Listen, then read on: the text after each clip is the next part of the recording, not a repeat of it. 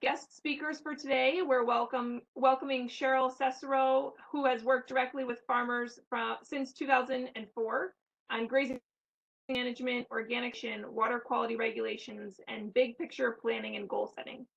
She helps farmers plan and implement practices, navigate funding channels, and provides grant writing services.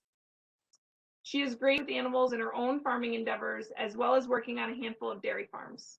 Cheryl's consulted with farmers and ranchers in the Northeast, Texas, and the Lower Plains states. Also welcoming Richard Meinert. He has been an extension educator at UConn for 34 years, since receiving his Master of Science in Dairy Science. His duties include dairy and livestock production, nutrient management planning, and crop production. He wrote his first nutrient management plan for a dairy in 1989, part of the original Long Island Sound water quality study. He is currently working on a project with dairies in Connecticut to develop more accurate as-applied maps for fertilizer, manure, herbicides, and pesticides on small New England fields, using GIS and flow meters on liquid manure spreaders. So at this point, I'm going to turn it over to Cheryl, who started today. She's going to be talking about the link between pasture and nutrient management. Great, thanks for having me. Let me just see if I can pull this up here.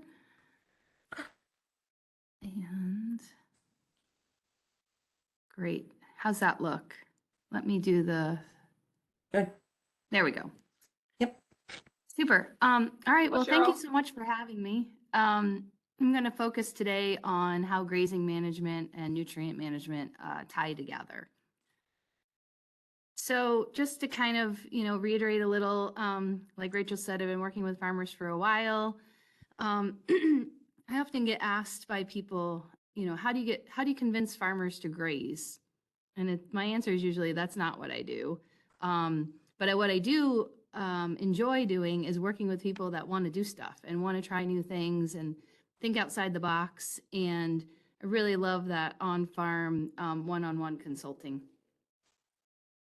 So we're going to, like I said, we're going to focus on nutrient management, but before we kind of dive right into that, we'll do a little bit of, just some grazing overview, just to review, and you've probably seen some of these things before.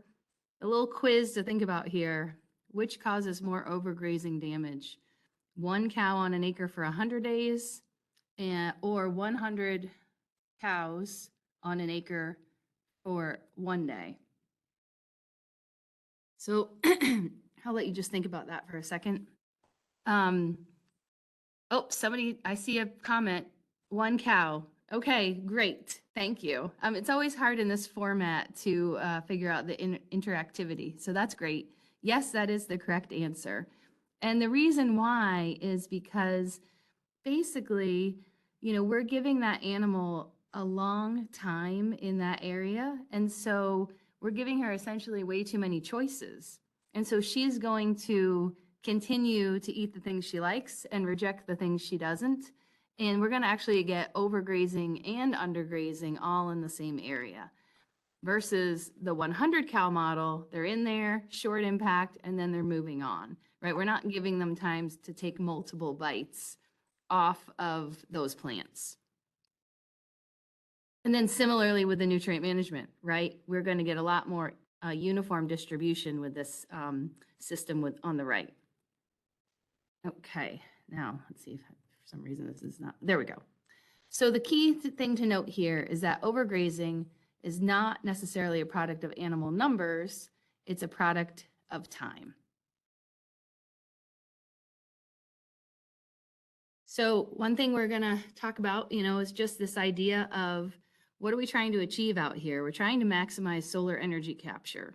So we look at these two different photos. The one on the left, right, pretty low diversity. You can see in the front, the old manure pile is just kind of sitting there, a couple of years old. It's a kind of a sign we don't have a lot of biological activity, which makes sense because when we think about what's above the ground mirrored what's below the ground, not only do we not have a lot of biomass up there, we don't have much for root material under the ground. Versus on the right, We have a diversity of plants, diversity of leaves. We have multiple canopy layers. And as you can imagine, underneath, we also have a lot of diversity in the types of roots we have. There's a whole lot of other things going on here too. Soil temperature could be one of them as well, which, is also goes hand in hand with the soil biology. So when we increase density, we increase yield. This is what we're trying to do. On the right, there's a grazing stick along the ground. That's how we measure density. Ideally, you don't even see the stick, right? We're barely seeing that stick. And so this is what we're going for. We're trying to maximize our energy capture and have no bare soil. Oops, sorry. I think there was a question that came up and I just saw it pop up, but then it disappeared.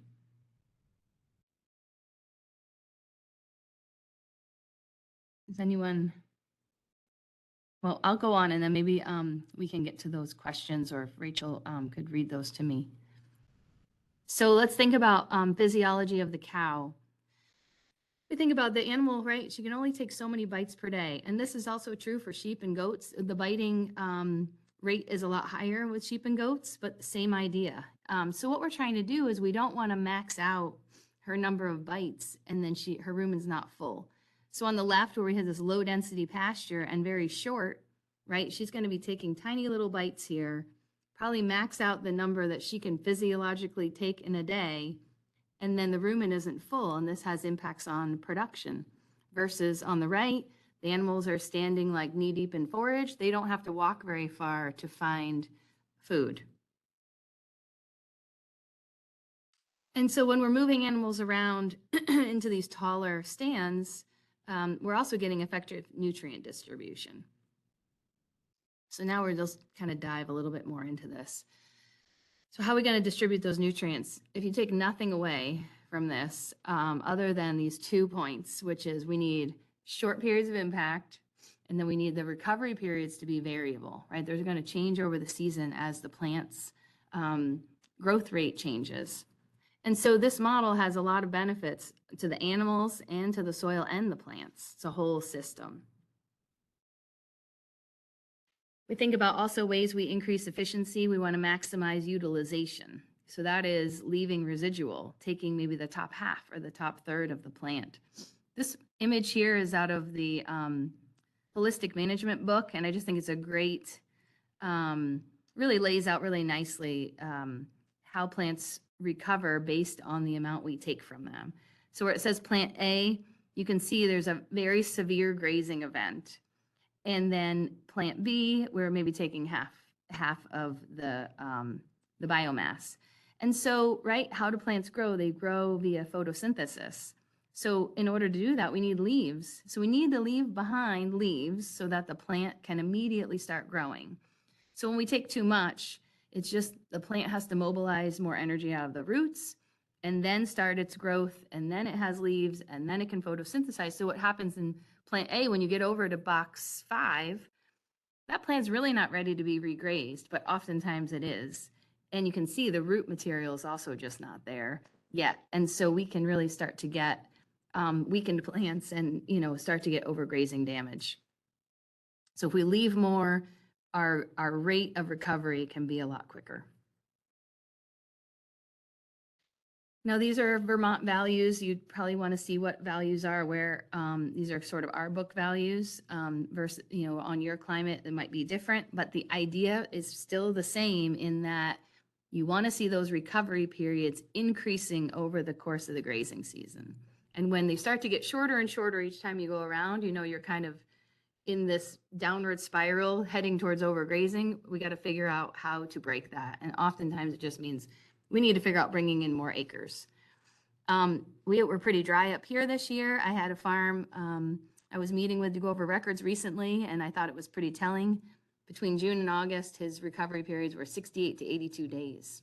So that really changes the acres required to be able to get through these dry periods. And one of the things we'll do, I think you got the handout ahead of time during the breakout, is looking at that paddock calculator system to figure out number of acres needed for various recovery times. Okay, so let's start talking about nutrient cycling. Not only do we want the diversity of plants for the animal nutrition, diversity of plants gives us all kinds of different diversity of roots. And, yes, we have the grasses and we have the legumes, but, this other category called forbs, are these broad-leaved plants. And so what you're seeing here on the right is that there's two plants going on in there. There's a narrow-leaf plantain, and then there's a forage chicory, which the leaf sort of is reminiscent of dandelion. It's slightly different. But point being, even dandelion, great forage, it's tap-rooted. And those tap roots are really great in bringing up mineral nutrients from lower in the soil profile. So here's a stand that was established this past summer. Again, very dry up here, but this really took off, and it was a seeding of the plantain, chicory, and clover. This was a dairy farm. This was an incredible, look at the biomass on the right. When we look top down, we don't see any soil in between the plants. A tremendous amount of feed out here, and also just really great to have those tap roots for that mineral nutrition. Okay, so let's look at this, right? A sign of active soil biology. It's kind of fun to do this if you haven't done it. When you go out and you kind of flip over these manure piles, you can see the one on the very left, right? There's all these little holes. Flip it over, and then in that middle slide, that's a dung beetle, right? So this is great. This means like we've got active biology going on. This is what we want to see. And so this is a great kind of monitoring tool to use. Kids think it's super fun. And on that note, I couldn't help myself. I had to include this. I was in the bookstore with my daughter, and she knew this book. They had read it in school. And I just thought, oh my gosh, like we're writing kids' books about dung beetles. Like that's so amazing. So anyway, if you have kids or grandkids, this book's all about how to like just be proud of your true self, even if your true self just eats poop. So on that note, let's talk about nitrogen. And I think Kirsten did cover this, but we'll just kind of revisit it briefly. When we looked at some soil tests from our lab up here, we saw that, quite a lot of the samples from organically managed farms were deficient in nitrogen. Well, right, because we don't have those same tools like urea and things like that on the synthetic side of things. So without synthetic nitrogen, we need a source. And sometimes those sources, like say Chilean nitrate, they're very expensive. They're not practical to always put out on, at scale. So legumes, right? They're our best end source. But that said, we need the right conditions for those legumes to be able to grow. And that goes hand in hand with both potassium and pH. So if our pH is off, the potassium that we have might not be available, or we might not have enough of it. So it's like sort of the snowball effect, and we need those things to be in line in order to set the stage for those legumes to be able to grow. And so here's a pasture that, as you can see, it looks fairly yellow. It's not just the coloring of the photo. This is pretty deficient in mainly nitrogen. There's not a lot of diversity. It also turns out this is pretty wet land. There's quite a lot of sedge in here. So just not a great healthy pasture to produce forage quality that's needed for, say, a milking herd of animals. This, I just pulled a quick soil test report. I don't know how many people are testing their pastures, but I'd say it's a great idea, something worth doing. I think you can see from this example, it might be a little extreme, but pH is 5.5, very low. I'd say we want to see 6.5 plus. And to get from 5.5 to 6.5 will take quite a bit, because since we're talking about an exponential system, you can see that we're low in a lot of things. Phosphorus is low, the potassium is really low, our calcium isn't really there, magnesium is low. So, and micronutrients, we could really benefit from micronutrients. So something like this is really interesting. When someone says to me, hey, I want to frost seed my pasture. Well, if you have a soil test that looks like this, seed isn't going to be the first answer. And usually the recommendation is, well, let's start with correcting the pH, right? Get that in line. Some more nutrients may become available. Then we can focus on maybe the potash, like, oh, do we need to get some wood ash on? What else do we need? Maybe we need more manure here on this field. and then try to figure out, can we get in some of the micronutrients? So I would say seed, sure, can be a way to improve the diversity, but let's first look at the foundation before we jump to that. Okay, what about our stocking rates? So we really want to be honest with ourselves. Are we overstocked? Is our supply and demand in balance? Are we managing our pasture like a crop, right? I mean, think about when hay is cut, right? There's a waiting period in between those cuts. It's similar, right? Like the animals here, they're just our mowers. So are we really letting that feed grow back before we put the animals out there again to reharvest? And then when we're designing the system, do we have enough of a buffer? What's our longest recovery period? And do those increase over the season? And if we can we build in extended recovery periods for dry weather? And then we can look at, well, if we can't do some of these things, are we overstocked? And we either need to add more acres or potentially destock and graze less animals. So, here's a side by side of some dairy heifers. The one on the right around the feed cart, middle of summer, lots of things going on here. One, expensive. Two, creating sort of a big, heavy use area in the middle of the field. In some ways, now the farmer's not getting the benefit of either. Like, this is not serving as pasture, and this was a hay field that was taken out of hay production. So now we're not getting the feed off of it either in that way. And I think sometimes, we can absorb these costs internally. I think if we looked at it where these heifers had to actually buy this feed, when we start to stop subsidizing one enterprise with another, if the heifers had to buy that feed from the cropping enterprise of this farm, it would start to look not very economical. Again, when we're thinking about young stock like this, we want to, right? Rate of gain is huge. The ones on the left, right? The amount of feed here, they're not having to walk very far, in order to fill their room, and they can probably do it very quickly and then spend a good portion of their time laying down, ruminating.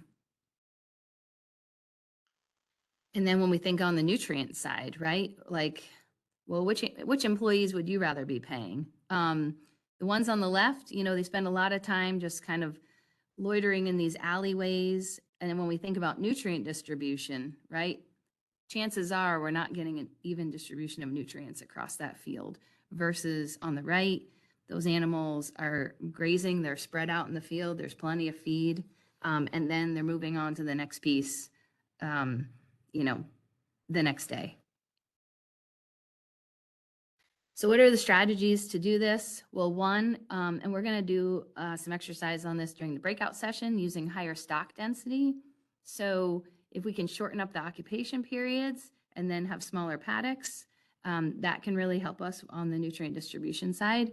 Moving things like that sometimes can be stationary, like we move around the mineral feeder. Or what about our water? Can we move the location of it from time to time? Is it sized appropriately? I'm going to show you some examples of that. Shade. Do we need it all the time? What's our critical time to have shade? Supplemental feeding, same thing. We want to vary that location, minimize impact when we have to do it. And then the stockpiled feed and bale grazing, we're going to look at more in the next session. So this is an interesting study. This is for 36 dairy cattle. It's in hectares, figure it's about 1.85 acres. It's a pretty big paddock for 36 dairy animals. So what some poor grad student had to go out and, kind of GPS, like every time cow pie fell on the ground or some cow urine. So the point of this being is you can see as you get further and further away from that water tank, right, we're getting less even distribution of nutrients. So what's one way we could address that? Well, really, we could divide this. This could be 4 days worth of grazing or four grazing periods, put it that way, say AM and PM. And then we could have more water tubs, right? We could have those two blue dots could be our water tubs. And then what we would start to see is with those dots, we would get a lot more even distribution. So let's look at this from a stock density example, because you're going to do your own examples. So in this first example, we have the 36 animals. We look at what's the total live weight of that herd, divide by the paddock size. Okay, we're at 23,000 roughly pounds of live weight per acre. All right, well, that's kind of low. Usually in a system like this, where if you have on a dairy farm, for example, 40 to 80,000 pounds is pretty typical. And so that would be if you had animals that were moving once or twice a day, regardless of what type of animal it was. When we start to really tighten this up, increase the stock density, now we're looking at in each one of those paddocks, 93,000 pounds. This just gets at, right? Animal impact is a really important tool. Now, granted, it can go really wrong, but it can also have really tremendous benefits on the landscape, right? We're getting more herd effect, trampling of vegetation, kind of stirring up that litter layer, more decomposition of manure more quickly. So it can really be beneficial. We need well-functioning infrastructure, right? When we have things like a lane that's really challenging for animals to get through, this water tub on the right, it's just way too big. It's 300 gallons for 50 cows. I mean, this is like you walk through there, your boot is gonna get lost in the mud. Besides the animal health issues, I mean, there's other costs to this. It's just, and on the nutrient side, right? Where are we getting our congregation of nutrients? Right around this tub, not so much in the pastures where we would want them to be. And we're also thinking about like, well, we have dairy cows here spending a lot of time around this tub, not grazing, right? So on the production side too, this is a problem. So there's studies that have shown, right, distance that the animals have to travel to water affects the utilization rate. So ultimately, if we can have water within 800 feet, that's ideal because we sort of start to break that herd effect, right? When the tub is really far away, animals, like if a couple go, then they're herd, they all want to go with their friends, and that's where you get what we saw on the last slide. Versus if it's close by, you can get a few animals that go drink at a time. This little tub here, it's like 30 gallon. This is, I think 30 milking cows. Well, the nice thing about this is, and again, there's a lot of other things we don't have time to talk about. Obviously the recharge to have the adequate water, like what's the flow, that all gets figured out, of course. But this tub can move so easily that we don't really see impact areas because it's moving so often. And again, we're then distributing that around the field, and therefore the animals, when they drink from that, it's not always right in the same place. Free, unrestricted access to surface water, right, causes problems. Lots of things going on here. Ponds, not great in general. The water's not always great for the animals anyway. You can see in the lower left, this stream, right? When we kind of give free access to the stream bank, what happens? Erosion. The bank starts falling off into the water. Phosphorus is tied to that soil particle that causes issues with phosphorus loading. This kind of one down in the lower middle, besides all of the potential nutrient issues, we've got animals drinking out of puddles that, this is sort of a parasite nightmare waiting to happen. Okay, let's talk a little bit about heat stress. Right, so what's a sign? When we see animals bunched up like this, good sign they're under heat stress. There's lots of factors that impact this. We have temperature, humidity, you see them all listed here. I think one of the things that's really interesting to me is when we talk about ground cover and forage availability, they've shown that, when animals are grazing and stuff that maybe is like 8 to 10 inches tall, just having their face down in that forage can actually have a big cooling effect on the animals as well. Of course, if you took a soil thermometer and stuck that in a field that had, that sort of vegetation versus the one you see here, soil temperature would be very different. And that also affects the soil biology, right? If we don't have the soil biology, we're not breaking down the manure, we're not having the mineral cycling and our nutrient cycling. This is just, you can get these online. I got this through NRCS. It's just a nice guide to look at, okay, well, we have our temperature and we have our humidity. What's our heat index? And then, okay, what's my threshold where I'm going to either provide shade or bring the animals inside? And kind of where it's good to have that value of like, when do I do this? Because there can be downsides to shade, right? This could be a 60-degree day. Well, this is not what we want. And what's happening? A lot of manure is being deposited under this tree and not out in the rest of the pasture. We can think about things like, okay, if I have that threshold value, okay, I have a field here, not a lot of trees, but on the edge of that field is this hedgerow. Okay, I'm not going to provide that all the time, but when I reach that critical value, I can open up that hedgerow and put the animals in there for the day and provide them some relief. Just a kind of a side note, right? Hedgerows can be more than shade. They can have other benefits, right? Feed source, we can have all kind of pollinators, can provide shelter for winter, can slow down drying winds. So lots of other benefits there. But again, to be able to strategically use those when needed, not just free rein to there all the time, because you know what happens? They'll spend all their time under that hedge. So polywire is a simple thing, right? We could block it off and then open it when we need to.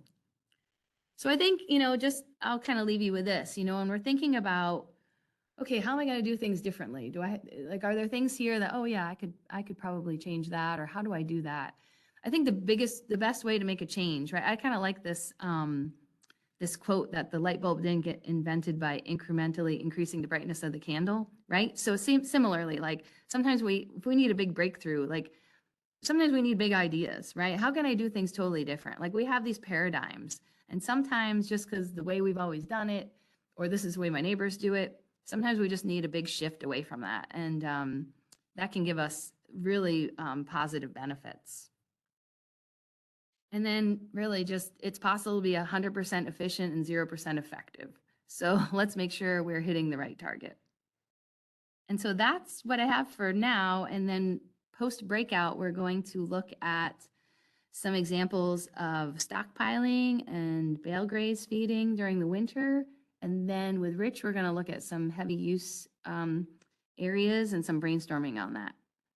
So thanks. Thank you. And happy to answer any questions.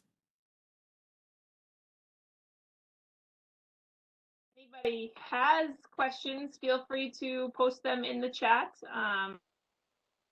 We can get them in there now and we'll answer them later.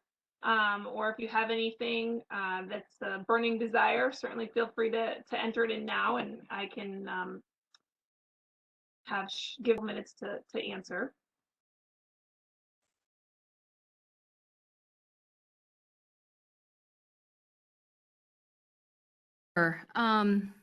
Let's see. I mean, I guess, we're maybe I'm just a product of my environment. We're on most of my farms too. We're on heavy clay soil here. And so phosphorus isn't always an issue just because our clay like holds on to that so tightly. And we're actually in a part of a watershed where we have high phosphorus levels. And so really we're often managing around phosphorus. And so with a lot of the soil tests we see, we aren't seeing, I mean, I know that one I showed you was like sort of deficient in everything. That was kind of an extreme case. But typically we're high in calcium and phosphorus and very high in magnesium, but often it's our potassium and nitrogen that need addressing. So.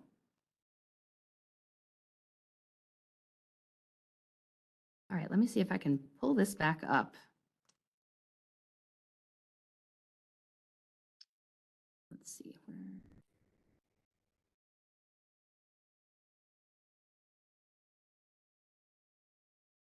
Okay, is everyone seeing this winter feeding slide?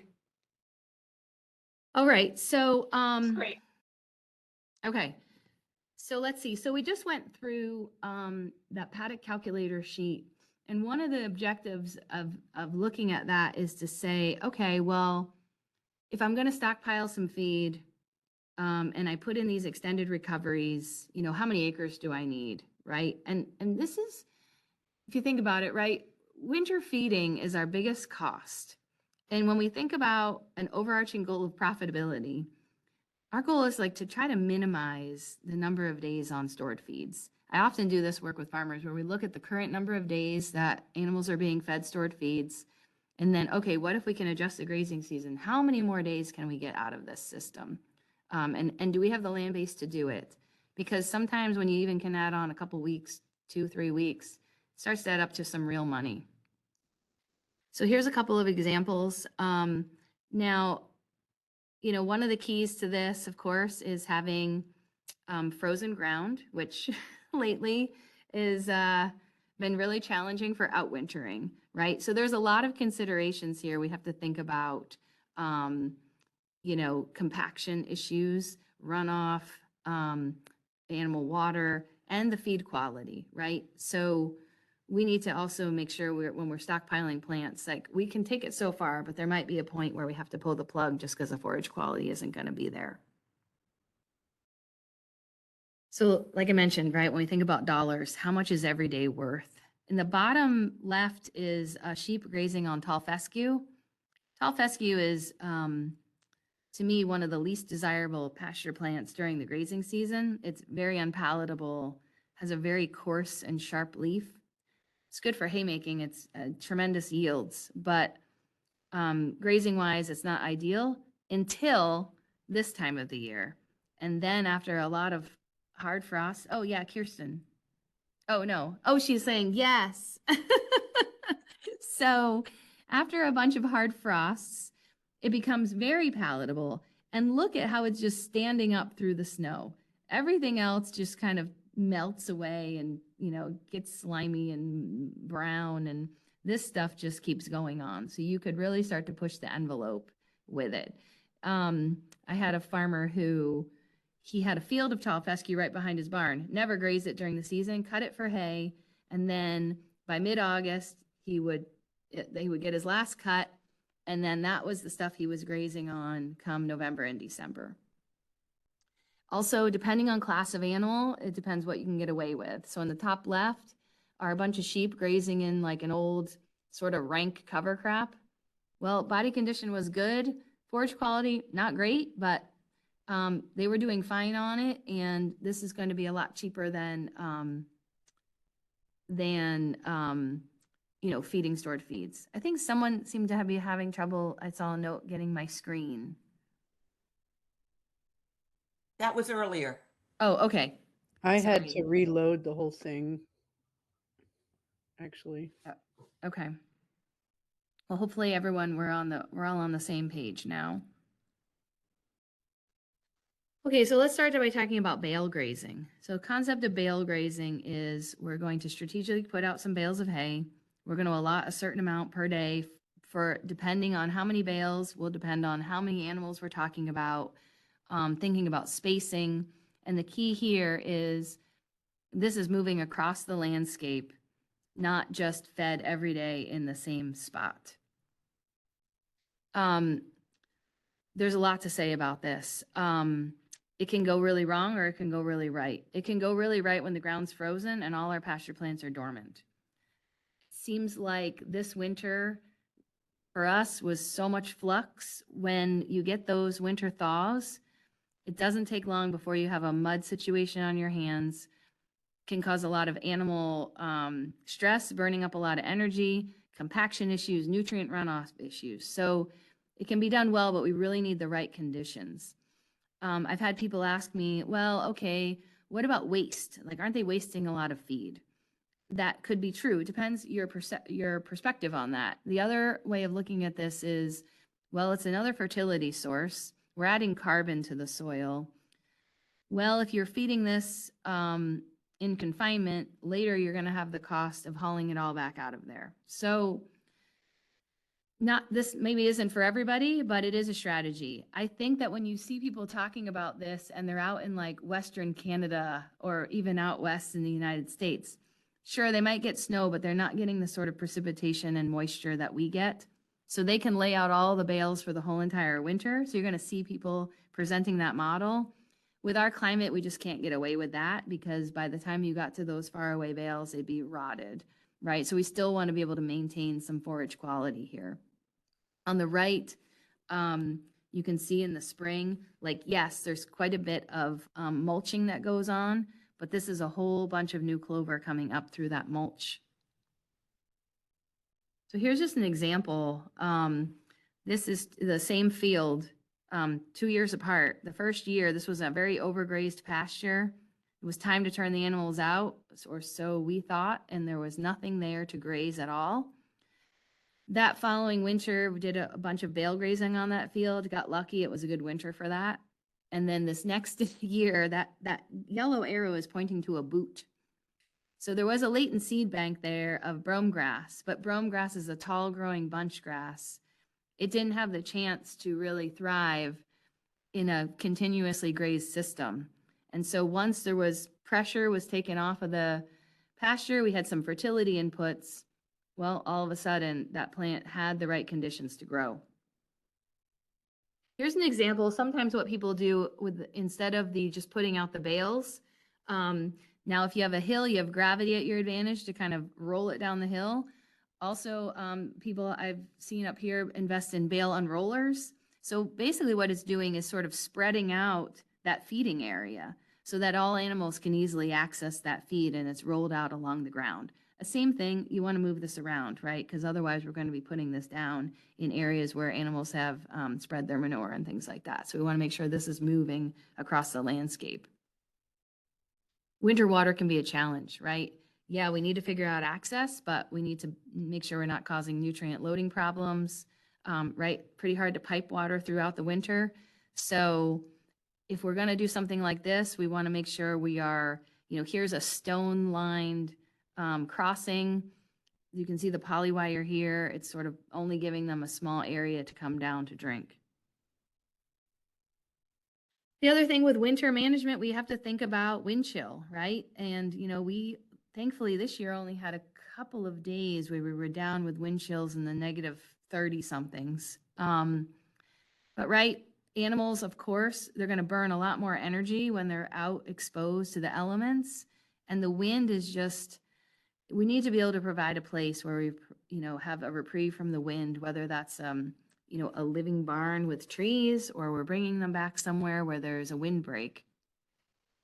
This is just something, again, to keep in mind. At what point am I going to have to provide some shelter from the elements? Here's an example of sheep in an orchard.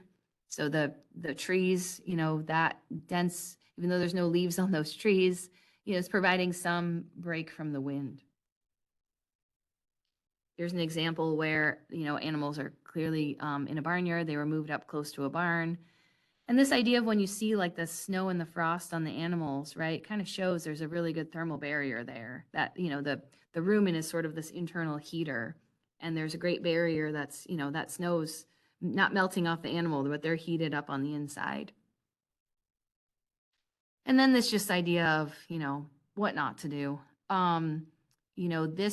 This sort of model of like, okay, they're being fed in the same place all winter long. That tub's just kind of being filled up with this hose, and that hose is drained out from a frost-free hydrant every day. You can see the tractor is driving up to that every day, causing a lot of compaction issues. You can see the animal like up to her, knees in mud. This is really hard on an animal, right? She's really got to work hard to get over to that water tub, work hard to get back over to the feeder. It really increases the energy requirement. You're going to feed a lot more feed. And there's risks of animal health issues, of course, and it's not great for hooves and things like that. It's just a lot more stressful of an environment. So on that note, I'm going to turn it over to Rich because he's going to be discussing, some heavy use solutions for winter feeding.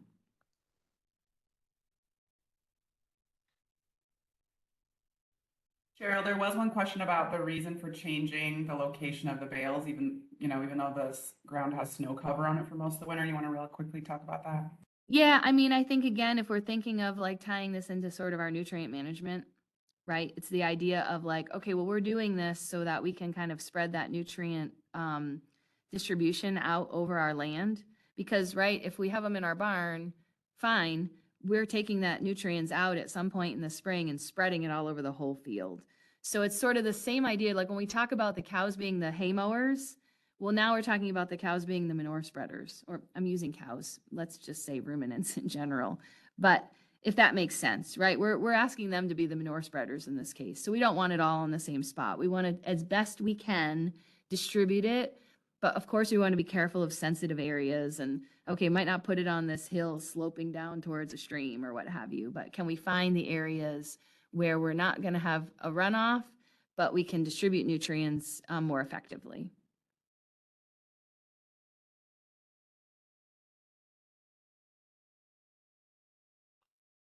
Are you seeing the slide, the right slide? Yeah. Yep, we see everything, Rich. Okay. I'm Rich Miner. I'm going to talk about heavy use areas, and I'm going to start off with a little bit of, I'm going to figure out how to get this to find the right place to stop. Some of you from other states have probably dealt with environmental regulations a little longer than we have. I mean, we started them here in Connecticut in 1967, but our clean water, it was an action plan then, and we came up with some water quality standards in 1970. They were the precursors to the Federal Water Pollution Control Act. But a lot of the discussions about heavy use animal areas and cleaning up barnyards and things actually came out in the 1990s because of the CAFO general permit promulgated by EPA. Interestingly, Connecticut only implemented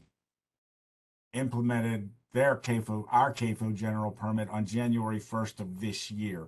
For the last 27, 28 years, whatever it is, we've been not having to comply with CAFO regs because we basically demonstrated to the state that we had more manure than we knew what to do with on the land that we had available to do it with. And it's only recently that we've had to deal with some of these issues. As Cheryl said, a heavy use area is a place where too many animals get on too little land.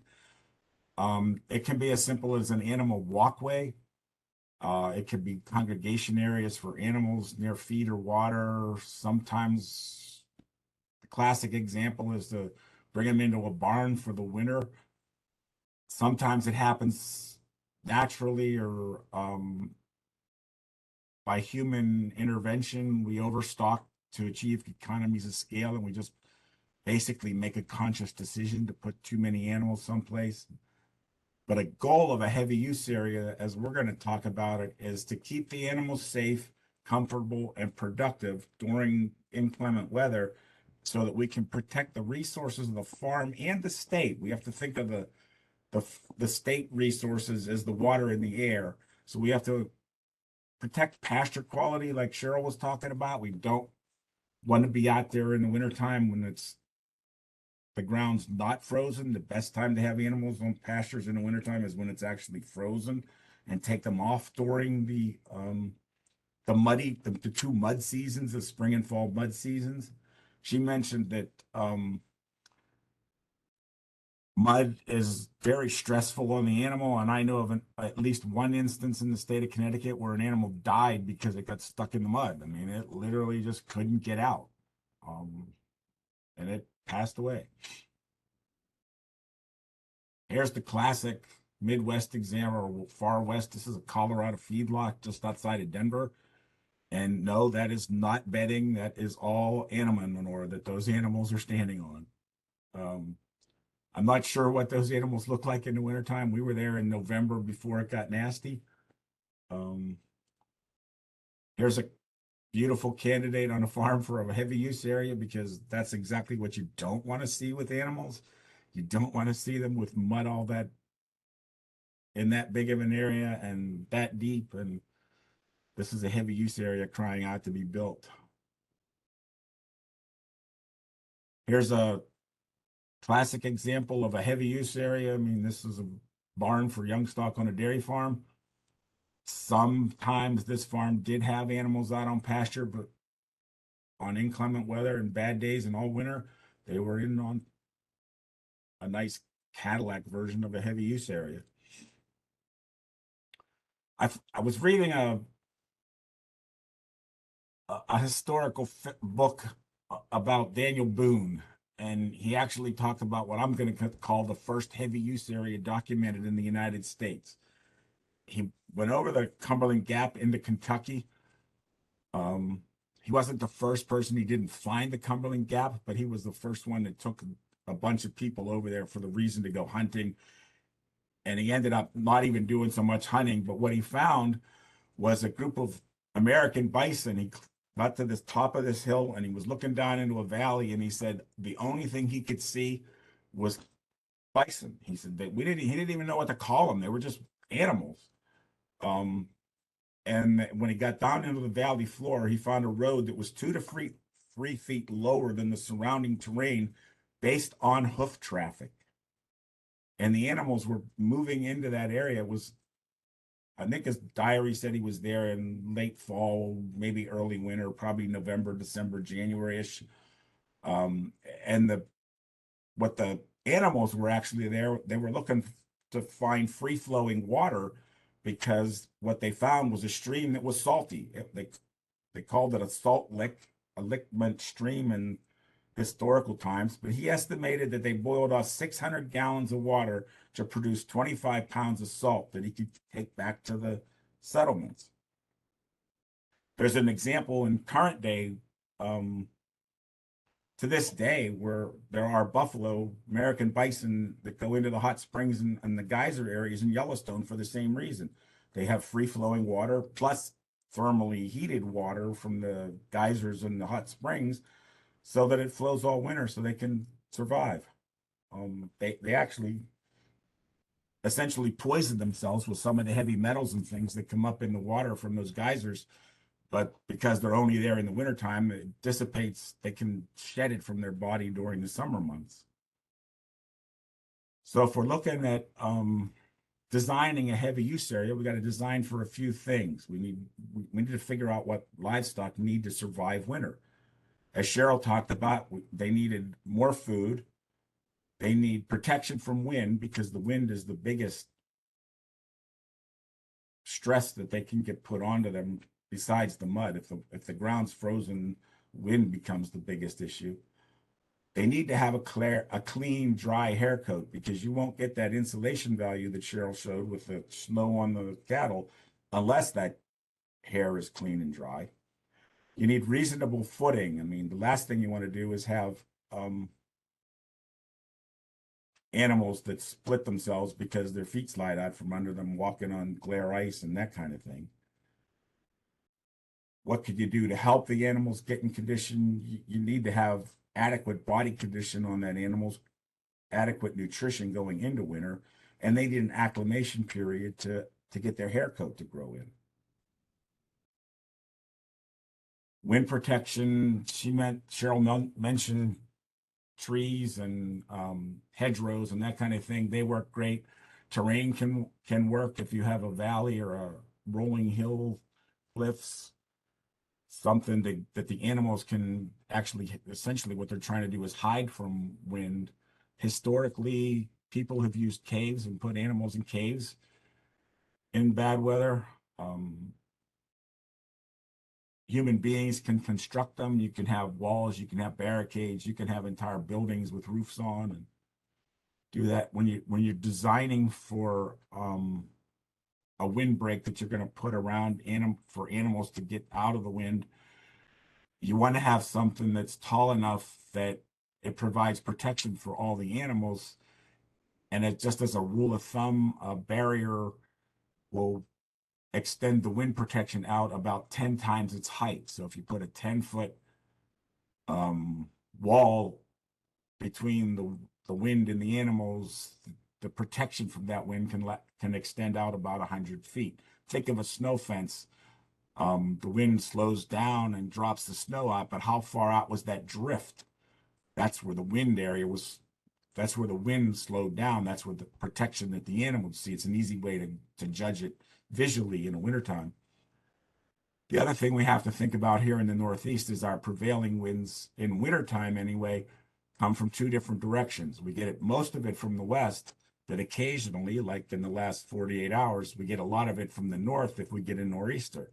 So it's best to have wind protection from the north side and the west side. Another reason to have another design consideration is to have enough length, because by some Bernoulli effects and things like that, if you ever watched an airplane taking off in wet weather, you can see whirlpools coming off the wing tips of an airplane. The air will sometimes curl right around a windbreak and come back in on the sides, and can actually be worse than that, because it'll actually speed up. The wind will actually speed up as it comes around the outside corners. Water and feed. Cheryl talked about having waterers of the right size. You have to have feed of the right, waterers of the right size and the right quantity for how many animals you're going to keep in a given area. Design considerations. The water has to be drinkable. I mean, they're not going to lick up ice. They have to have water that they can drink. And usually there's a couple ways to do that. You can either heat the waterers or have waterers that the water comes up from below ground in a well or a buried pipe that comes up into the water when they try to drink, and then the water drains back down. Although I think I've read some horror stories where it gets in extreme weather, some of the vertical pipes where that water drains back down through into the soil layers can actually freeze, and then the water doesn't come up anyway. So other design considerations, you probably don't want to have your waterers and your feeders in the same place. Because if an animal's trying to drink, you don't want them to have to fight through the pile of animals with the feed bunks. You want to have them separated. And again, you need to figure out how many you're going to need based on the stocking density that you're going to have in there. We talked a little bit about hair coats and things. It needs to be clean. It needs to be dry. You don't want to have a lot of manure trapped into it, or you're going to, because the manure and things, any of those contaminants, they're going to reduce the air holding capacity. And it's actually the trapped air in the hair that provides the insulation. There's not much insulation value in the hair itself. It's the air that it traps in between it. It's like down in your clothes. That's why they puff up so much. It's that air that keeps you cooler or hotter, depending on the temperatures. Other ways to keep animals clean and dry, you can bed them. In some places, people accept the lost feed value of feeding large bales and things. Let the animals tend to use it as bedding. Wood chips are a good source if you can get them cheap.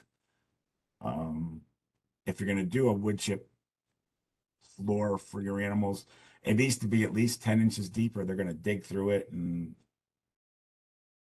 one thing that I have seen with wood chip pads, or sometimes people bed with leaves in the wintertime, you could get some natural composting occur, and it's really bizarre. It can actually look really strange to see someone who puts beef cow on deep leaf beds, and you go out in the middle of the winter and all you do is see the steam rising because it's composting so much that it's driving the moisture out of the manure.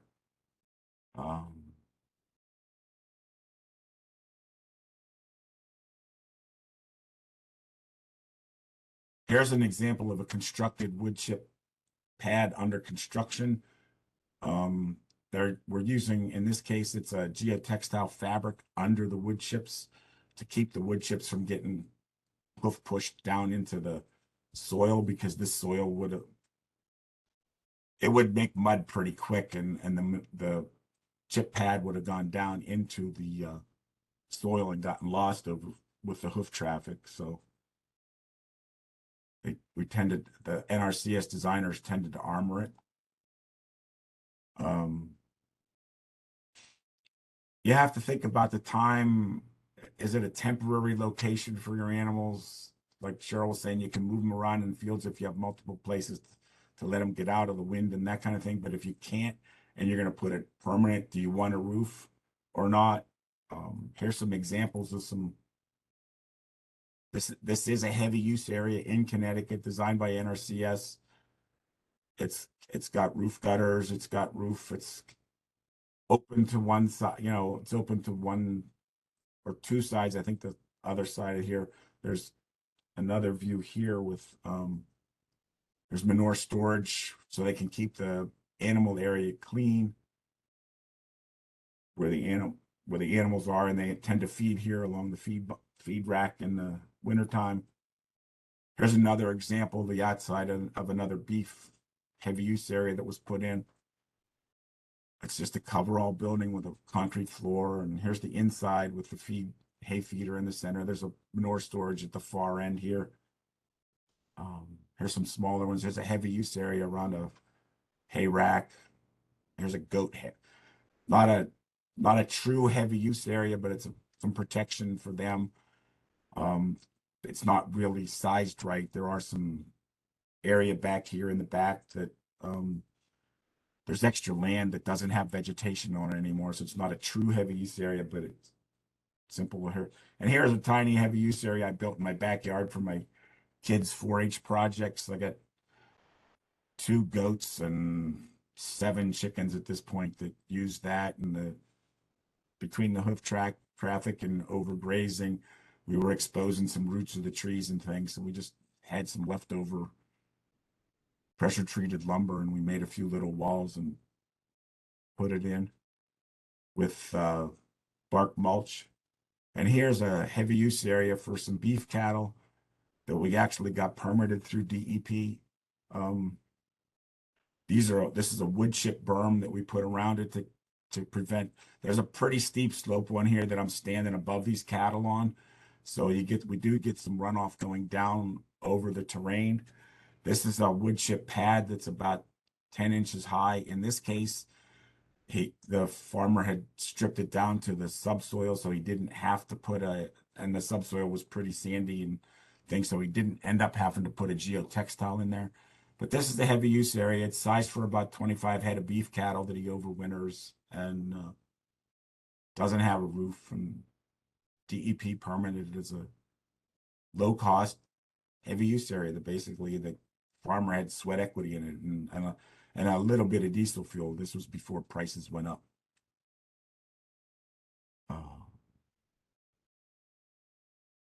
That's all I have for my presentation. My contact information's there if you want to call, or I can take questions if we have time. There was one question that came through from Ellie,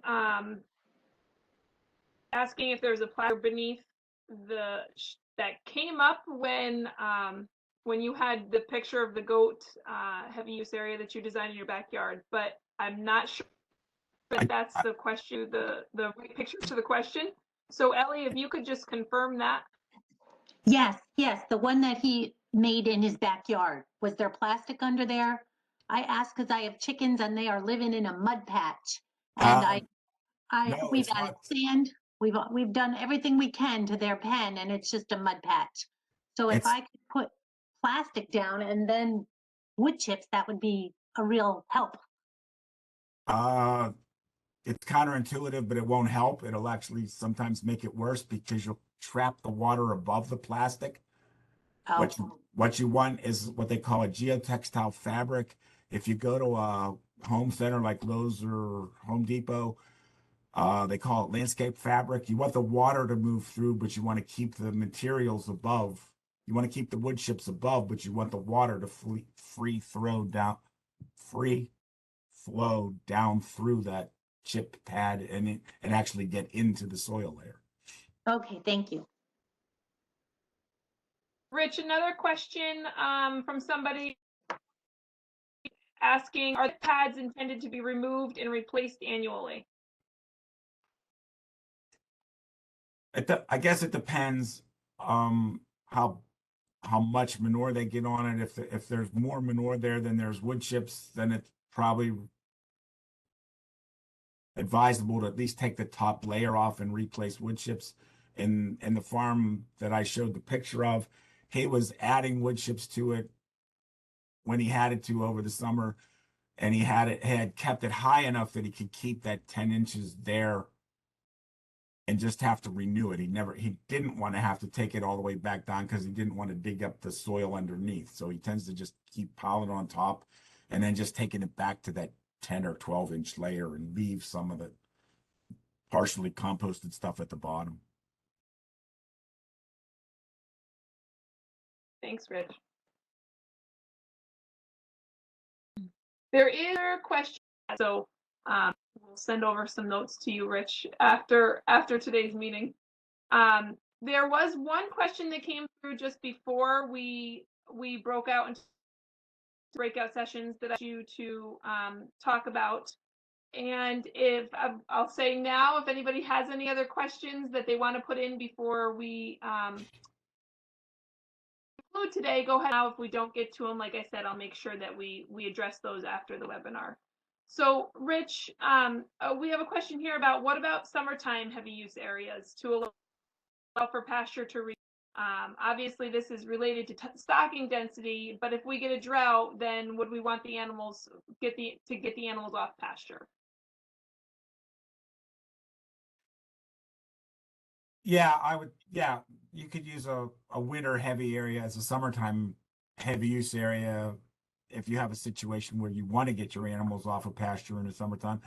Because for the same reasons that Cheryl was talking about, if the animals don't have anything to graze on, they're not going to go utilize most of that acreage. They're going to congregate where their feed and water are anyway. So you may as well put them in the winter area, and when you do have a chance for the pasture to regrow, let it regrow to its best effect. Yeah.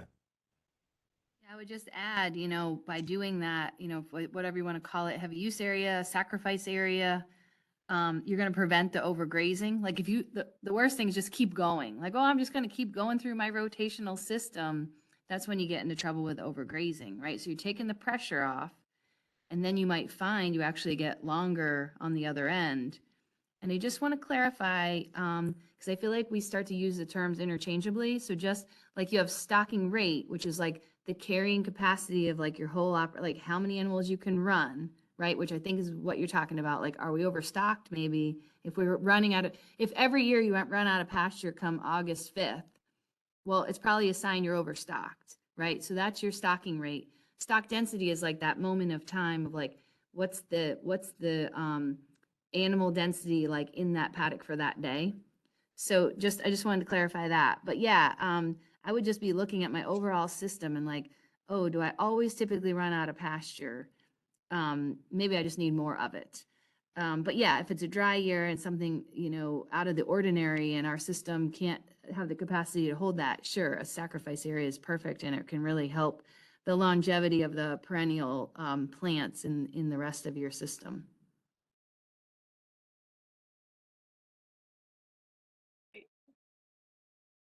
Very much.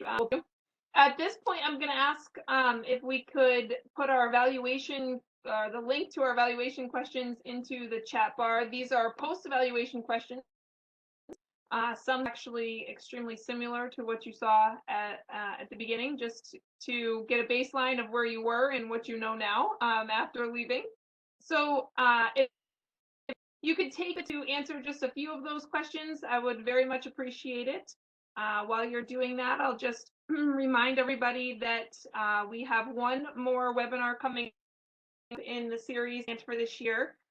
It will be on April 19th, again from 10 to 12 in the morning. This last webinar will be focusing on nutrient management decision making based on what we're seeing in our soil test results. So we do hope that you'll join us for that. We are bringing in another speaker to that webinar. We'll see some familiar faces though back again helping us as moderators. So we do look forward to that, and hopefully at that point we will also have some information coming summer programming that we have planned to get out into the field. So that information will be forthcoming as well. Just another reminder, if you had any last questions, go ahead and throw those in the chat now. I will keep I'll keep the webinar open so that everybody can put their questions in.